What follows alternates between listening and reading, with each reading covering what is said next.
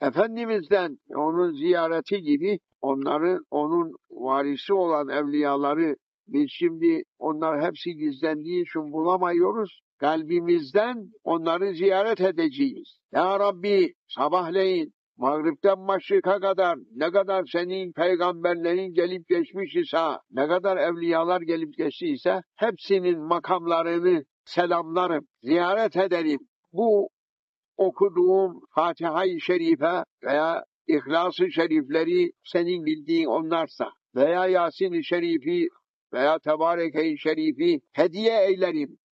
Huzurlarında durur, onların himmetlerini isterim. Onların nurlarından benim kalbime nur ver ya Rabbi. Onları dirilttin ilahi nurlarınla, beni de ilahi nurlarınla dirilt ya Rabbi de. Ne dert görürsün, ne hastalık görürsün, ne sıkıntı çekersin, ne bunalırsın, dirilirsin her sabah.